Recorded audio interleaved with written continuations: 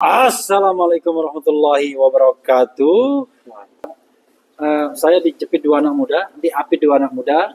Nah, sebelah kiri saya ini the rising lawyer, ya kan? Lawyer yang sedang naik daun, ya. Abdul Ghafur Sangaji. Jangan lupa ya, Sangajinya pakai DJ ya, pakai DJI. Yang kedua dengan anak muda yang juga lagi naik daun, ya, namanya Topi Merah. Selamat datang, Topi Merah. Selamat datang. Nah, saya tidak menyuruh Anda mereveal nama Anda, yang penting adalah Topi Merah gitu ya. Nah, jadi kita tertarik dengan satu fenomena di mana Topi Merah ternyata disomasi oleh seseorang yang mengaku lawyer Resmond Sianipar. Namanya mengaku Jahmada Girsang namanya. Dari kantor beliau. Nah, kalau kita lihat tak gentar disomasi I-nya kedobel-dobel. Allahu Akbar ya, tak gentar disomasi, tapi nanti aja diubah kalau nggak bisa diubah. Oke, Resmond, ini kata Topi Merah dan Abdul Ghafur Sangaji ya. Jadi sobat era sekalian, saya ingin membacakan apa yang disampaikan dari Topi Merah memberikan surat somasi kepada saya dan saya ingin membacakannya. Oke. Nah ini surat somasi. Kalau di sini surat somasinya ini dari Jagirs Law Office Jahmada Girsang and Partners tertanggal Jakarta 27 April 2026 kepada yang terhormat Saudara Topi Merah ya. Jangannya saudaranya. Di tempat hal somasi 1 dalam kurung teguran dan konfirmasi analisa saudara tentang watermark di ijazah UGM. Ya, ijazah UGM dibilang. Kemudian dengan hormat, saya selaku kuasa hukum dari saudara Resmond Hasiholan Sianipar yang ditampilkan sebagian data garis miring dokumen di salah satu acara TV iNews Rakyat Bersuara pada tanggal 21 April 2026 lalu, di mana data itu hanya digunakan untuk presentasi awal dari saudara Resmond Hasiholan Sianipar dan saat acara jadi perdebatan. Kalau saya guru bahasa Indonesia saya kasih ponten 5 ini. Karena bahasa Indonesianya susah dimengerti. Subjeknya mana, predikannya mana, objeknya mana. Kira-kira tapi paham Topi Merah dengan somasi ini? Iya, paham. Oke ya.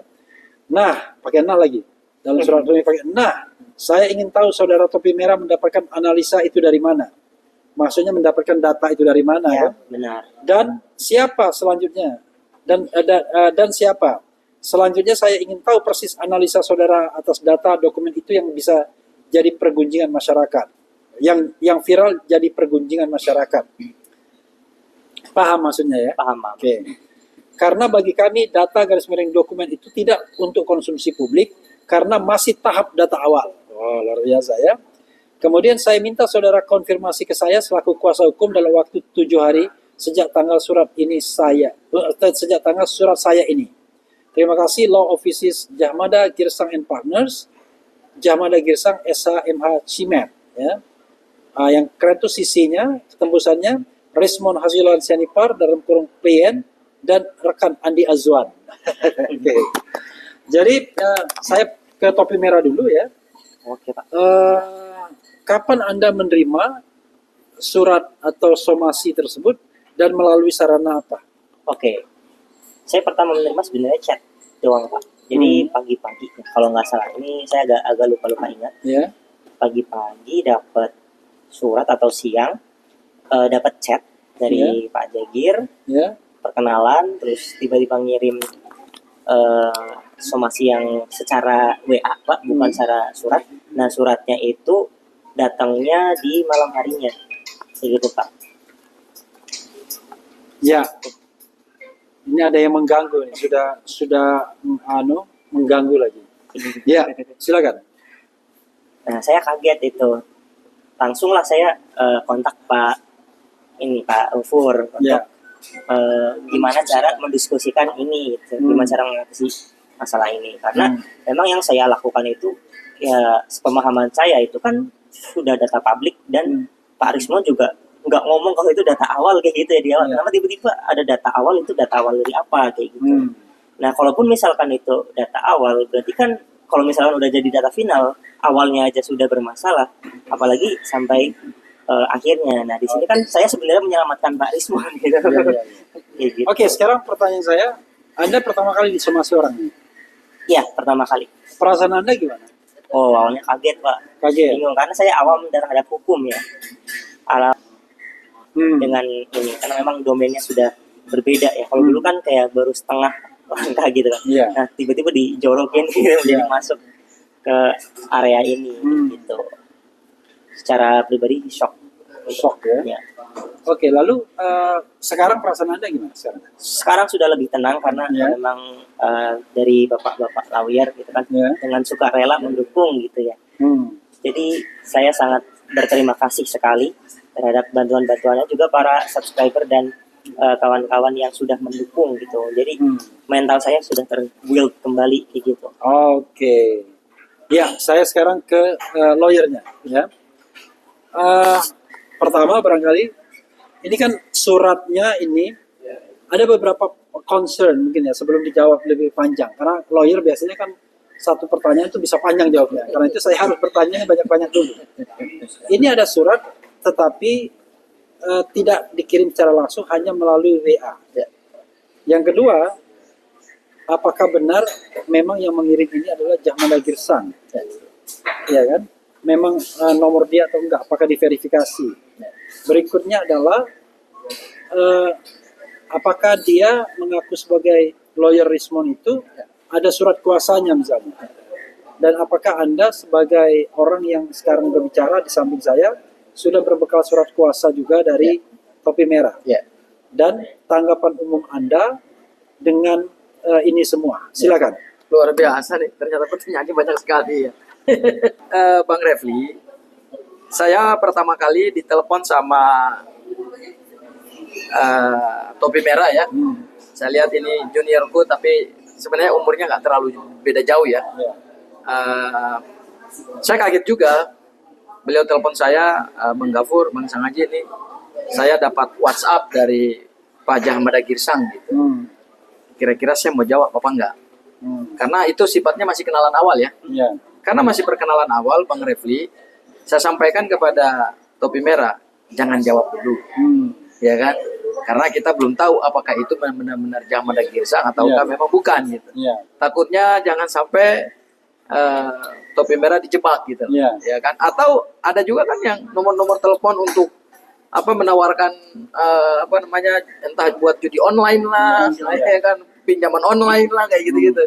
Ya, sehingga saya bilang buat Topi Merah, kamu jangan jawab dulu. Ada juga orang yang mengaku Dokter Tifa dan kemudian ngajak bertemu Andi Azwan. Nah, ya kayak gitu-gitu tuh Bang, jangan sampai kayak gitu. Pengalaman kita kan kayak gitu kan hal-hal yang buruk gitu. Tapi rupanya nggak dibalas, tiba-tiba dikirimkanlah somasi. Ya, berarti saya melihat bahwa ada tujuannya bukan hanya sekedar perkenalan gitu, tapi karena tidak dijawab oleh Topi Merah, maka kemudian langsung masuk somasi. Somasi itu pada awalnya cuman bentuknya WhatsApp. Ya, jadi surat yang tadi Bang Refli bacakan itu kan formatnya sudah PDF ya. Nah, tapi awalnya yang dikirim itu bukan itu, yang dikirim itu adalah bentuknya WhatsApp, teks biasa. Nggak lama kemudian dikirimkanlah bentuknya udah PDF. Akhirnya saya berkomunikasi dengan Topi Merah untuk kemudian bertemu, dan alhamdulillah Mas Topi Merah menyampaikan ke saya bahwa berdasarkan pasal 1792 KUH Perdata terkait dengan pemberian kuasa, akhirnya langsung tanda tangan surat kuasa.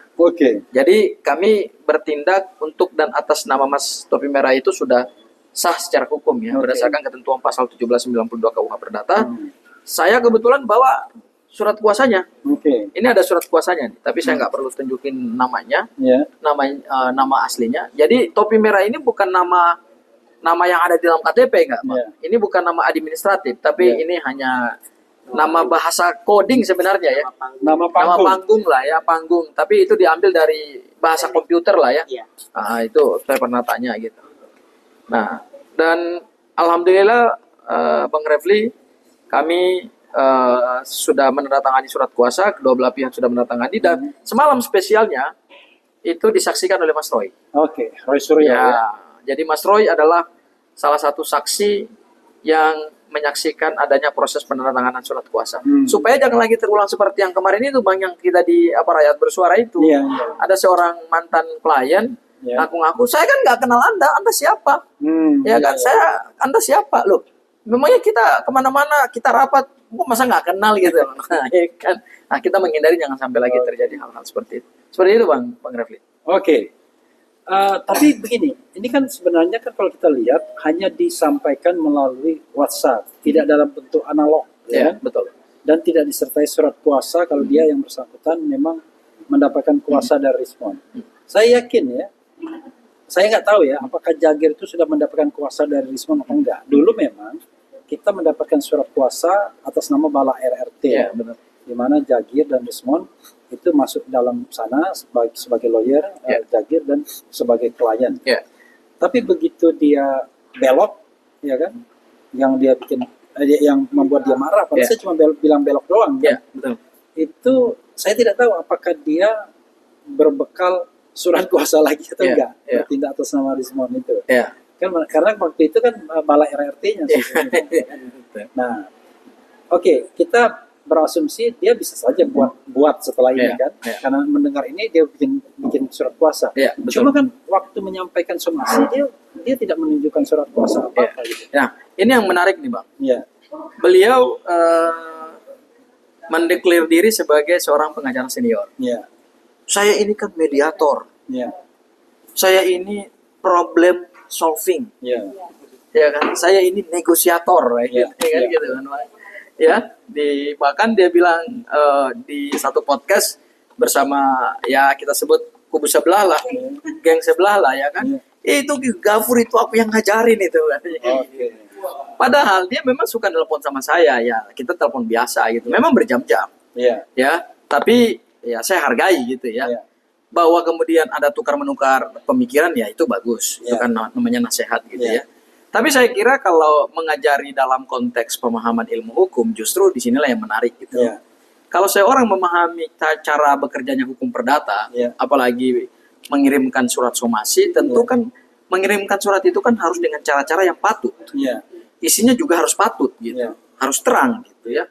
Kalau beliau mengatakan bahwa beliau adalah pengacara senior, tentu yang pertama beliau harus di dalam surat somasi menunjukkan dan memperlihatkan bahwa pada tanggal berapa surat kuasa itu dia tanda tangan gitu Bang. Berdasarkan nomor surat kuasa yang mana dan untuk hal yang apa gitu.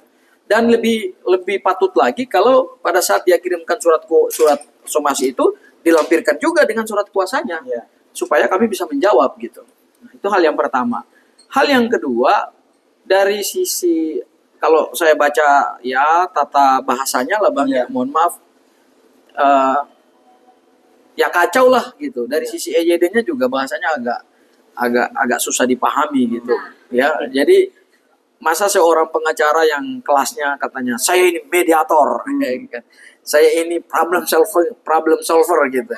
Tapi kemudian cara membuat narasi bahasa suratnya juga agak susah-susah juga kita pahami gitu kan. Nah, tapi saya tidak ingin masuk ke situ. Ada satu lagi yang paling krusial adalah kenapa pada saat dia mensomasi itu dia tidak menunjukkan kepada subjek yang jelas dan clear. Kan di dalam hukum perdata, apalagi ini kan somasi dalam bentuk perdata, ini kan bukan somasi pidana gitu, ini kan somasi perdata. Di dalam somasi perdata kan nggak boleh orang itu yang dituju surat itu nggak jelas namanya gitu, alamatnya nggak jelas, apalagi nggak ada alamatnya, nggak ada nama yang jelasnya gitu. Ya kan itu kan tentu kalau dalam istilah hukum kan ada namanya error in persona Bang. Ya kan. Nah, error in persona itulah yang kami temukan juga dalam surat somasinya gitu loh. Jadi ya kalau saya bilang ya ini bentuk dari kepanikan lah. Kepanikan kliennya Rismon begitu mendapatkan serangan dalam pengertian bukan serangan terhadap pribadinya ya, tetapi serangan terhadap hasil presentasinya yang menurut klien kami itu data yang ditampilkan itu adalah ada data yang tidak sesuai dengan sources aslinya ya. tidak sesuai dengan sumber yang katanya berasal dari Dian Sandi. Kemudian ditemukan ada ada bercak-bercak atau ada istilah artefak yang tidak sesuai dengan. Jadi hanya orang-orang komputer lah yang bisa memahami itu. Dan topi merah ini, Bang Refli, saya salut sama beliau, sama anak muda yang ini. Dia jujur, pernah saya bertemu dengan saya dan pernah juga podcast bersama saya. Dia jujur bilang begini, saya ini dulu 2017 masuk perguruan tinggi negeri Universitas Diponegoro ya, ambil jurusan komputer, fakultas komputer gitu. Tapi kemudian karena kesibukan kerja atau ada perbedaan pandangan dengan dosen, sehingga dia mendrop outkan dirinya sendiri pada semester 8 kalau nggak semester 9. Artinya dia mengakui bahwa dia bukan seorang yang punya gelar gitu, tapi dia punya kemampuan. Dibuktikan dengan apa? 2019 dia mendapatkan gold medal dari pemerintah Thailand. Ini sesuatu yang kita perlu apresiasi. Ini anak muda loh. Jangan seperti peneliti yang itu yang sudah kalau istilah saya pinjam istilahnya Mas Roy itu yang sudah jadi zombie gitu loh. Ya kan? Ngaku-ngaku doktor. Tapi kata Mas Roy doktor Eng gitu. Dari Universitas Yamaguchi yang juga dipertanyakan. Nah, itu kan nggak benar gitu. Mending seperti topi merah. Ya. Jadi saya lihat itu bentuk respon yang menggambarkan bahwa mereka panik gitu loh menghadapi topi merah yang luar biasa ini. Iya, saya sebenarnya selalu bicara begini ya. Dalam setiap kesempatan, kalau seandainya mengundang satu pihak, saya memberikan kesempatan pada pihak lain untuk komplain. Baik mau diadu maupun sendirian. Jadi Bang Jagir kalau mendengarkan podcast ini dan Anda berkeberatan, silakan, nggak apa-apa, datang ke Refli Harun Channel. Nanti kita akan bicarakan kesempatan Anda untuk komplain. Tapi kalau Anda ingin crossfire dengan Ghafor Sangaji, ya Ghafor Sangaji juga harus mau. Demikian juga Rismon kalau misalnya minta waktu untuk crossfire dengan topi merah juga harus mau. Nah sekarang saya tanya topi merah sedikit sebentar. Ini kan soal kredibilitas. Soal integritas sebagai researcher atau peneliti atau sebagai orang yang menerapkan ilmu pengetahuan. Anda sendiri pada waktu meneliti ini, so-called meneliti lah. Kadang-kadang kita ribet, wah ini meneliti harus metode dan Anda melakukan meneliti ini, walaupun penelitian yang sederhana, apakah Anda didorong oleh niat-niat misalnya, wah ini saya harus menyalakan Rismon, ataukah itu sesuatu yang objektif saja, dan kemudian Anda menemukan sesuatu yang berbeda dengan dokumen Dian Sandi gitu. Dan apakah Anda bersedia diadu kalau seandainya memang ada kesempatan untuk itu? Ya, di sini berarti konteksnya adalah dokumen dari Pak Dian Sandi gitu. Nah, di dalam suatu citra ya Pak, itu kalau misalkan ada objek, kan ada tepian objeknya, namanya edge. Edge itu kalau misalkan sudah rusak ya Pak, datanya sudah rusak, sosasnya sudah rusak. Begini, kalau orang nggak ngerti edge itu, edge tulisannya. Edge tulisannya. Nah, dia itu hampir mustahil untuk dibalikan ke informasi aslinya. Tapi tiba-tiba kecuali dengan AI ya Pak, dengan prediction gitu, prediction kayak text prediction.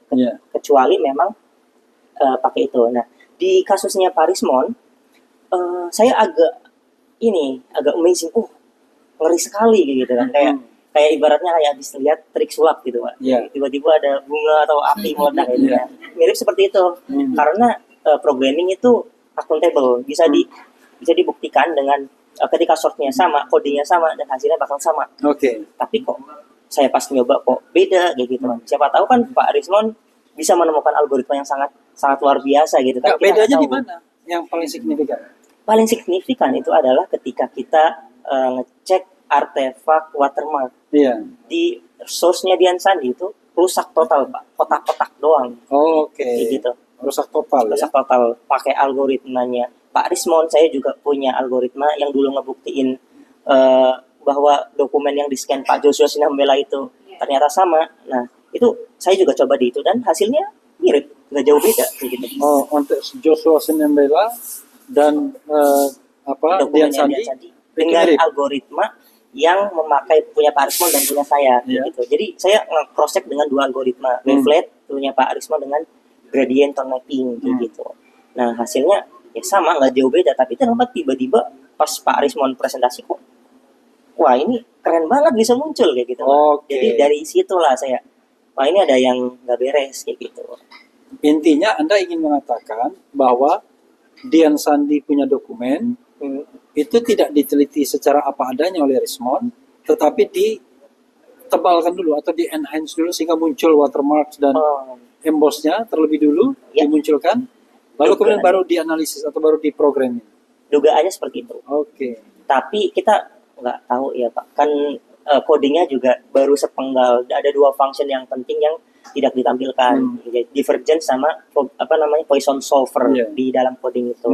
Nah itu masing-masing juga punya variabel yang beda-beda. Nah mungkin secara teknis seperti itu, tapi kita kan nggak tahu. Siapa tahu Pak Rismon memang programmer yang sangat hebat gitu, bahkan bisa memunculkan artefak-artefak yang rusak. Intinya kalau menurut Anda watermark itu ada di dokumen Dian Sandi? Untuk artefaknya ada pecahan-pecahan kayak gitu. Mungkin itu diduga adalah watermark, bisa jadi watermark kayak gitu. Tetapi ketika mau ditampilkan seperti Rismon tampilkan, itu tidak mungkin kalau itu pakai sumber yang aslinya Dian Sandi gitu. Ya, hampir tidak mungkin. Jadi artinya Anda mengatakan bahwa ada editing sebelum dianalisis gitu. Dugaannya iya, atau mungkin Pak Rismon punya source aslinya Pak, kita kan nggak tahu kan. Nggak, dia bilang source Dian Sandi kan. Nah itu dia, masalahnya dia sudah declare dia menggunakan source Dian Sandi. Iya, kalau source-nya Pak Dian Sandi itu menurut saya hampir mustahil untuk memunculkan itu. Termasuk emboss, apalagi emboss ya Pak. Jadi sobat era sekalian ya dan channel lainnya, intinya adalah beliau mengatakan kalau source-nya itu Dian Sandi, tidak mungkin muncul watermark yang solid seperti itu. Dan tidak mungkin muncul emboss seperti itu. Maka yang terjadi adalah sesungguhnya ada editing terhadap Dian Sandi punya dokumen. Kemudian setelah diedit dugaannya, barulah kemudian dianalisis dengan program dan dipresentasikan gitu ya. Nah, ini buat Rismon ya atau Jagir sekalian. Kalau memang Anda berkeberatan terhadap apa yang disampaikan Topi Merah, ya silakan Anda datang dan kita melakukan konfrontasi. Dua-dua nih, Rismon Jagir, Topi Merah Sangaji. Nah, gitu. Saya kira fair itu. Dan itu fair. Ya, dan saya akan bertindak dengan se-fair mungkin ya. Se-netral mungkin gitu. Karena yang kita cari kan sekali lagi kebenaran. Nah, kalau bicara tentang kebenaran, Anda nggak keberatan diadu sama Rismon? Sangat tidak keberatan. Bahkan kalau misalkan saya salah, itu saya langsung minta maaf gitu.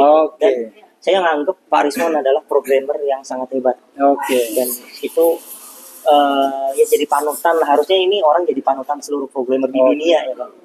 Bukan cuma di Indonesia. Jadi Rismon ya, Anda dipuji sebagai programmer hebat. Tetapi Anda juga ditantang. Kalau memang Anda pengen klarifikasi bahwa apa yang disampaikan Topi Merah salah, silakan ada forum untuk membuktikan itu. Yang paling penting Anda jujur mengeluarkan source Anda gitu ya. Sources Anda apa aja. Jadi jangan ada source yang disimpan sehingga nanti bisa direplikasi dan dipakai direpetisi gitu ya. Direpetisi dan kemudian hasilnya akan kita lihat apakah sama atau berbeda. Apakah kemudian terjadi penebalan sebelum Anda menganalisis dokumen atau bagaimana. Nah, saya kembali kepada Pak Gafur ya. Siap, Bang Remi. Gini, Anda kok capek-capek melayani sesuatu yang menurut saya belum jelas gitu ya.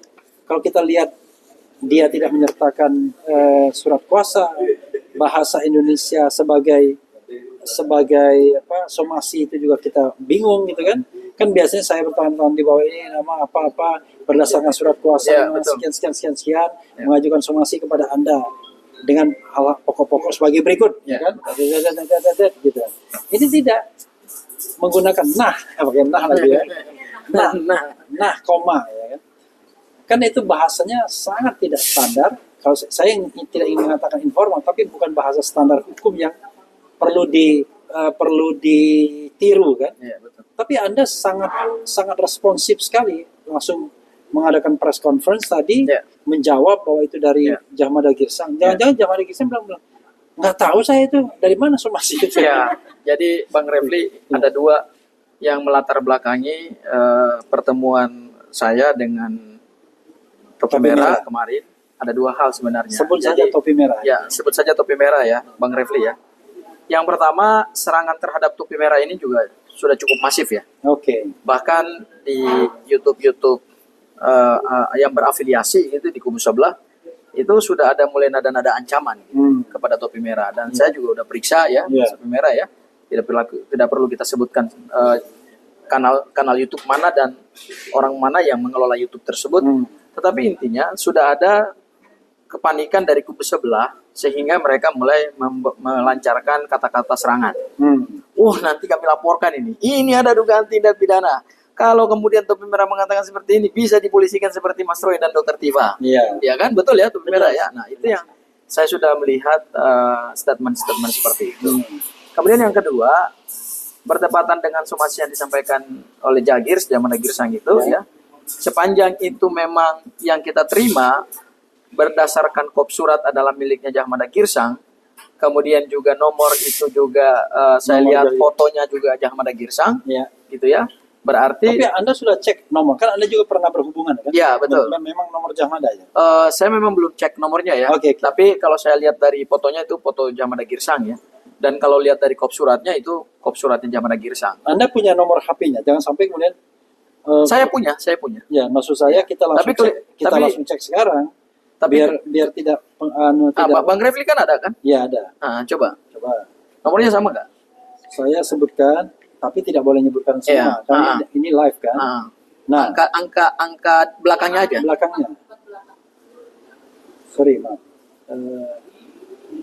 Nih, 3 angka belakang. Sama. Oh ya sama. Berarti terverifikasi ya? Ya, terverifikasi. Terverifikasi ya. Berarti itu adalah nomor pribadinya Jamada Girsang yang kemudian mengirimkan somasi itu gitu ya Bang. Nah memang Mas Topi Merah ini harus segera didampingi secara hukum gitu ya. Karena tadi beliau masih muda. Kemudian beliau ketika menghadapi tekanan-tekanan, pressure, apalagi bahasanya akan segera diambil tindakan hukum gitu ya. Kemudian disomasi secara perdata gitu ya. Nah itu ya tentu Bang Refli anak muda yang masih galau seperti ini, galau dalam arti tidak paham hukum, ya kan, mentalnya di bawah tekanan gitu, sehingga perlu ada teman untuk berdialog. Dan alhamdulillah, Kak, saya jaraknya dengan Topi Merah ini kan jaraknya tidak terlalu jauh gitu, umurnya ya.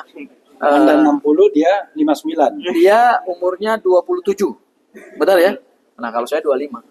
Oh, luar biasa. Coba Anda bermuka tua berarti. Dia 27 ya beda-beda tipis lah ya. Saya agak naik di atas. Bukan 27 sama 7. Ya.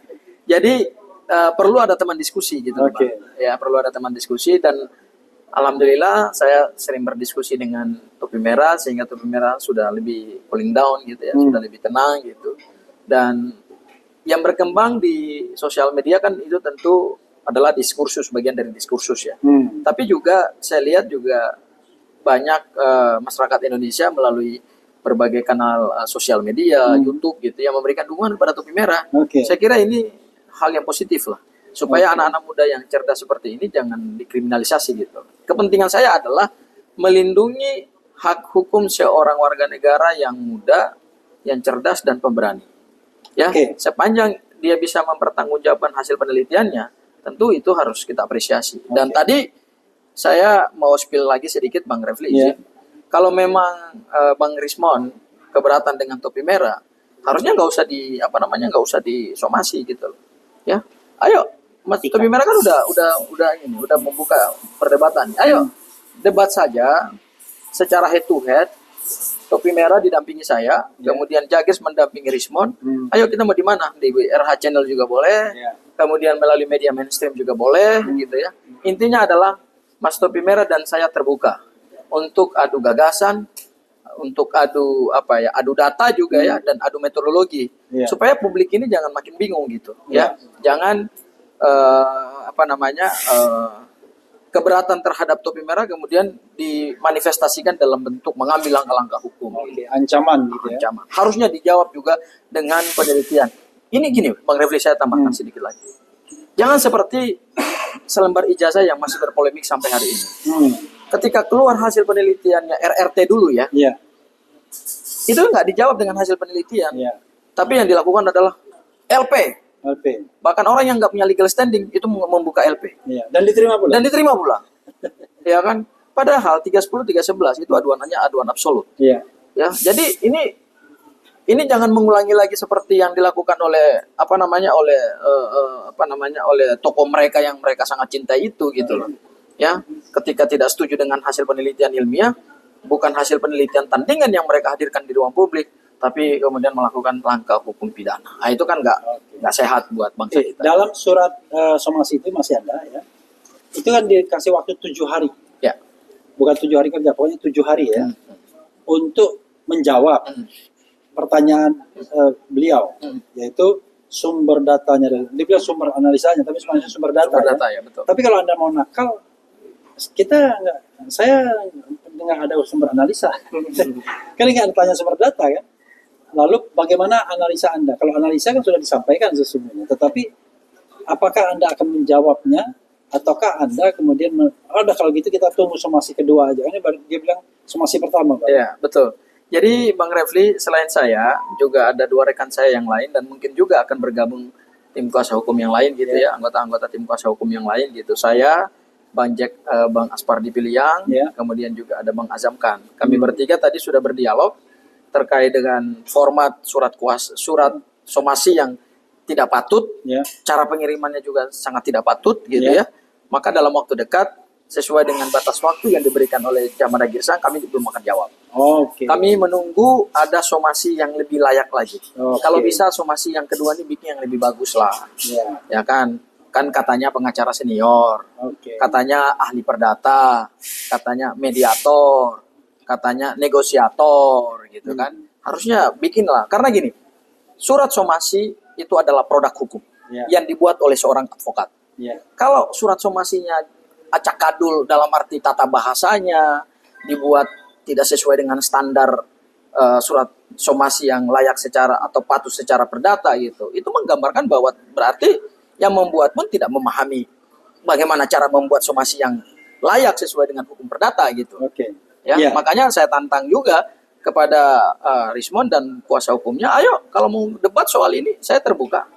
Ya, supaya jangan ngomong lagi di belakang-belakang, itu kan Gafur baru anak kemarin sore, saya nggak ngajarin dia gitu ya. Saya menghormati Anda sebagai seorang senior, dan kalaupun kita pernah berdialog, itu saya anggap sebagai tukar pikiran antara senior dengan junior. Tetapi kalau bicara soal ilmu pengetahuan hukum, sabar dulu.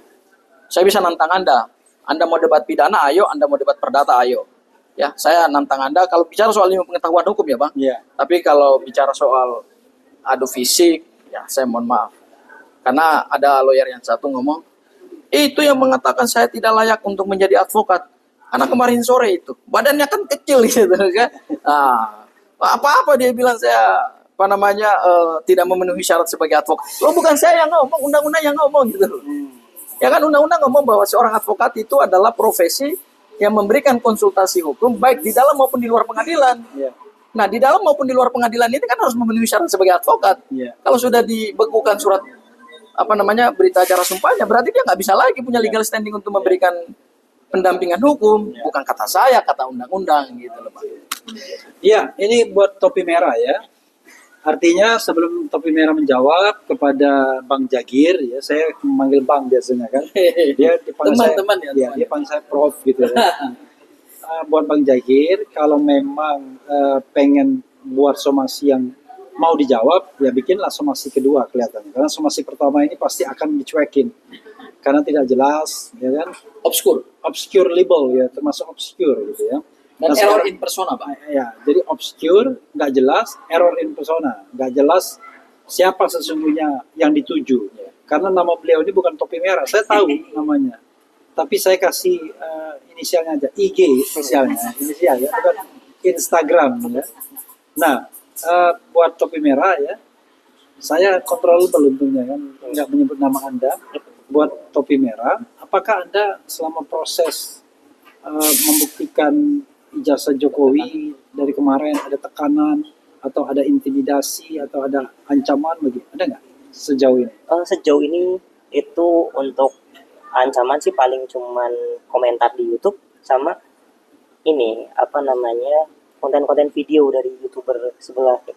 Oke. Yang Yang mengancam akan yang melakukan. direct Iya. attack nggak ada ya? Kalau direct attack sih cuman kayak sindiran. Dulu Nggak, pas direct attack itu langsung ke WA Anda atau Oh, langsung nggak ke ada. pribadi Anda? nggak ya? ada. Oke, jadi ya kalau gitu saya udah kebal. Yang namanya sindiran di media sosial langsung di YouTube kita itu sudah saya katakan bahwa kalau Anda mau jadi person in public, saya nggak bilang public figure ya, person in public, ya Anda harus siap-siap begitu. Iya. Kalau enggak, Anda ya di kamar aja, Iya. tidur di bantal, tidak bisa doing nothing. Tapi kalau you do something, maka konsekuensinya adalah ya selalu ada pro dan kontra, orang Iya. tidak senang, tidak suka dan lain sebagainya. Oke, this is the closing statement Iya. dari Gafur dulu, Ya. and then kemudian dari Topi Merah. Ya, Silakan. intinya saya ingin mengatakan bahwa bangsa Indonesia harusnya bangga untuk memberikan kesempatan kepada anak-anak muda supaya mereka jauh lebih kreatif, jauh lebih inovatif, dan ketika mereka menemukan hal-hal baru dalam bidang yang mereka geluti, ya, termasuk juga adalah meneliti ijazah yang sekarang menimbulkan polemik, saya kira itu patut diapresiasi, Bang. Karena tidak banyak anak muda yang pintar tapi berani. Ya. Ya, nah saya melihat Topi Merah ini punya dua hal itu. Dia tidak bergelar sarjana, tidak bergelar magister, dan tidak bergelar doktor, dan dia jujur mengatakan itu. Dan saya setuju dengan filsafat pemikirannya Topi Merah bahwa ijazah itu hanya tanda orang pernah sekolah, bukan tanda orang itu pintar, dan bukan tanda orang itu pernah berpikir. Itu kutipan yang mungkin dia ambil juga dari seorang filsuf Rocky Indonesia, Rocky Gerung. Saya setuju dengan beliau, ya. Dan terakhir, terhadap apa yang sekarang menjadi polemik di publik, ya, terkait dengan ijazah, saya kira justru kita harus meminggirkan upaya untuk melakukan kriminalisasi dan intimidasi kepada warga negara yang berani bersuara, ya. Kalau memang ijazah itu asli, menurut saya setuju juga dengan Bang Refli, juga setuju dengan Mas Roy, dengan Bu Tifa, dan teman-teman pengacara yang lain. Gitu. Kalau ijazah ini asli, sebetulnya sederhana kok. Tidak perlu kita sampai bertahun-tahun berdebat seperti ini. Gitu. Kalau orang punya ijazah asli, pasti bangga. Apalagi sekelas The Center of Excellence seperti UGM, pasti akan bangga gitu ya. Bang Refli alumni UGM, ya pasti bangga dengan ijazah UGM. Ya, jadi kalau ijazah itu asli, saya kira pasti orang bangga dengan ijazahnya. Tapi ini tentu berproses, kita hargai proses hukumnya gitu ya. Tapi ada satu lagi pesan saya adalah jangan melakukan ancaman dan intimidasi kepada anak-anak muda Indonesia. Salah satunya adalah Topi Merah. Mereka ini adalah masa depan dan aset bangsa Indonesia ke depan. Pelihara mereka, kita jaga mereka. Bila perlu, pemerintah memberikan mereka beasiswa gitu. Ya, saya memohon juga kepada Menteri Pendidikan, kepada Bapak Presiden gitu ya. Segeralah anak muda seperti Topi Merah yang cerdas ini, kalau memang tidak mampu secara ekonomi untuk melanjutkan pendidikan, ya harusnya difasilitasi. Kita punya banyak sekali dana pendidikan, dana beasiswa gitu ya. Harusnya dia diberikan kesempatan untuk mengembangkan ilmu pengetahuannya, suatu hari ilmunya itu akan berguna bagi Indonesia. Bukan kemudian kita ancam dan ingin kita somasi dan kita kriminalisasi. Itu pesan saya. Oke, Topi Merah, silakan Anda closing statement. Baik Pak, terima kasih. Jadi di sini saya tidak pengen ngomong banyak. Saya ingin ngucapin terima kasih aja sama teman-teman yang sudah mendukung, terus sama bapak-bapak lawyer yang sudah support juga dari sisi hukumnya. Karena memang di sini saya sebagai orang awam terhadap hukum sangat tidak tahu menahu. Bahkan format-format yang kayak gitu, yang kayak aneh kayak gitu, saya shocknya itu setengah mati pas awal terima. Jadi alhamdulillah sekarang udah tenang, udah bisa berpikir dengan jernih dan bisa melakukan rencana-rencana berikutnya ya Pak. Nantinya bagaimana, seperti itu. Terima kasih. Oke. Ya, sobat LS sekalian, itu udah tadi dengan Topi Merah dan lawyer kita hukumnya. Karena ini masih somasi dan mensomasi, ya. Belum sampai pada tahap nanti yang lain gitu ya, tapi mudah-mudahan tidak. Karena saya selalu bicara mengenai ngapain sih kita selalu sedikit-sedikit lapor, sedikit-sedikit membawa masalah pidana. Jangan lupa kita sebagai advokat ini untuk Bang Jagir juga kan, yang namanya pidana itu kan ultimum remedium. Kalau kita misalnya bisa menyelesaikan secara baik-baik dan secara ilmiah, dan itu yang selalu ditekankan Rizwan kan, ilmiah, maka selesaikan saja secara ilmiah. Iseng-iseng ini menjadi tontonan publik. Nah, nanti penyelesaian ilmiah itu juga kita tuntut dari Jokowi, yaitu dia tampilkan ijazah yang 15 Desembernya 2025 yang dia akui sebagai ijazah asli Dan diteliti juga. dan diteliti bersama. Termasuk topi merah bersedia. Iya, jadi topi merah meneliti, Rismon meneliti, nanti di situ akan kita tahu mana yang namanya pendapat mayoritas, majority opinion. Apakah pendapat para termul sekarang ini, apakah pendapat orang-orang yang tidak percaya bahwa itu adalah ijazah asli, yang lebih percaya bahwa itu adalah 99,9% palsu, seperti yang disampaikan Roger. Itu saja Sobat Era sekalian dan kawan-kawan channel lainnya ya. Mudah-mudahan ini bermanfaat.